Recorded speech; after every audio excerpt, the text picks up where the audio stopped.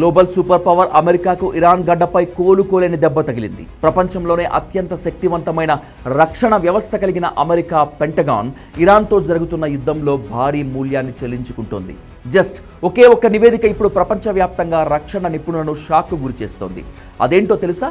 Iran సైన్యం అమెరికాకు చెందిన దాదాపు $1 బిలియన్ విలువైన అత్యాధునిక డ్రోన్లను పూర్తిగా ధ్వంసం చేసింది. అవును, మీరు విన్నది ముమ్మాటికి నిజం. ఇండియన్ కరెన్సీలో చెప్పాలంటే అక్షరాల 8,300 కోట్ల రూపాయల విలువైన MQ-9 రీపర్ డ్రోన్లు ఇరాన్ గగనతలంలో ముక్కల చెక్కలైపోయాయి. అసలేంటి MQ-9 రీపర్ డ్రోన్ ప్రత్యేకత? ఇరాన్ వీటిని ఎలా కూల్చగలిగింది? అన్నింటికి మించి అమెరికా ఆర్మీని ఇప్పుడు వేధిస్తున్న అతిపెద్ద సమస్య ఏంటి? ఈ రోబోటిక్ వార్ వెనుక ఉన్నటువంటి అసలు నిజాలను ఇప్పుడు చూద్దాం.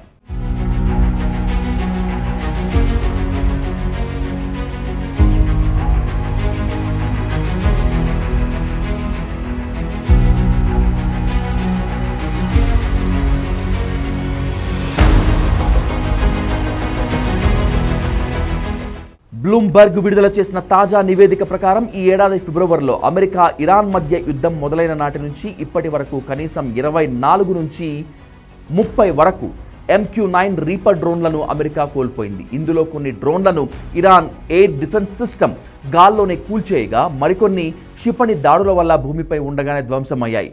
కొన్ని ఆపరేషనల్ ప్రమాదాల వల్ల కూడా దెబ్బతిన్నాయి.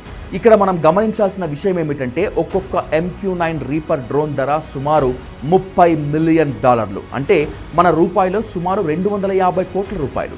అలా 30 డ్రోన్లను కోల్పోవడం అంటే దాదాపు $1 బిలియన్ బూడిదలో పోసిన పన్నీరుగా మారిపోయిందనే చెప్పాలి.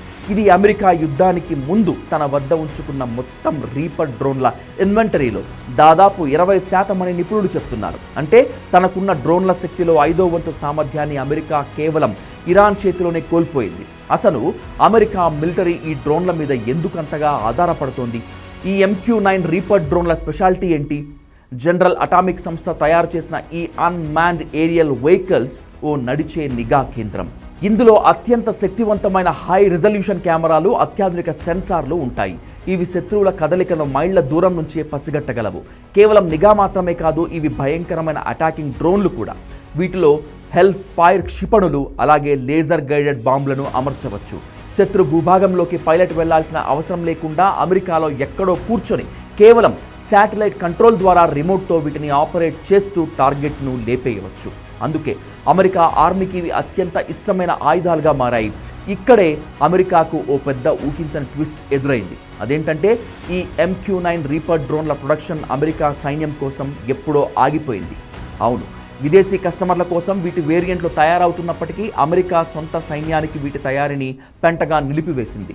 దీనివల్ల ఇప్పుడు యుద్ధంలో కూలిపోయిన డ్రోన్ల స్థానంలో కొత్త వాటిని వెంటనే రీప్లేస్ చేయటం అమెరికాకు అస్సలు సాధ్యం కావటం లేదు. అమెరికా రక్షణ నిపుణురాలు బెకా వాసర్ దీనిపై స్పందిస్తూ దూరం నుంచి యుద్ధం చేయటం చూసేందుకు సులువుగానే ఉండొచ్చు, కానీ దానికి భారీ ధర చెల్లించాలి. డ్రోన్లలో మనుషులు ఉండరు కాబట్టి వాటిని కోల్పోయిన ప్రాణ నష్టం ఉండకపోవచ్చు, కానీ ఇవి చాలా ఖరీదైనవి. మార్కెట్లో కొత్త ప్రొడక్షన్ లైన్ లేనప్పుడు వీటిని కేవలం ఒకసారి వాడి పరేసే వస్తువులుగా చూడలేం అని వ్యాఖ్యానించారు. దీనికి తోడు కొత్త జెట్ పవర్డ్ అవెంజర్ డ్రోన్లు కూడా పెంటగాన్ వద్ద కేవలం 10 మాత్రమే అందుబాటులో ఉన్నాయి.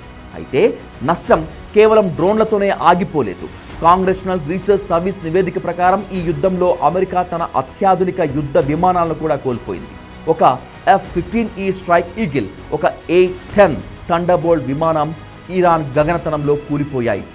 అదృష్టవశాత్తు అందులోని పైలట్లను అమెరికా సురక్షితంగా రక్షించగలిగింది. ఇవే కాకుండా 100 కోట్ల విలువైన రాడార్ వ్యవస్థలు, వేలాది ప్రెసిషన్ క్షిపణులు ఈ యుద్ధంలో కరిగిపోతున్నాయి. ఇరాన్ ఎయిర్ డిఫెన్స్ను పూర్తిగా నాశనం చేశామని అమెరికా, ఇజ్రాయెల్ చెప్తున్నప్పటికీ ఇరాన్ ఆకాశం ఇంకా అమెరికా దళాలకు అత్యంత ప్రమాదకరంగానే ఉందనేది ఈ గణాంకాలు స్పష్టం చేస్తున్నాయి.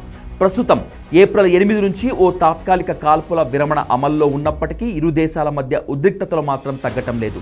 అమెరికా అధ్యక్షుడు డొనాల్డ్ ట్రంప్ మాట్లాడుతూ చర్చలు చాలా క్లిష్టమైన దశలో ఉన్నాయని, ఒకవేళ ఇవి విఫలమైతే మరింత తీవ్ర రూపం దాల్చే అవకాశం ఉందని వార్నింగ్ ఇచ్చారు.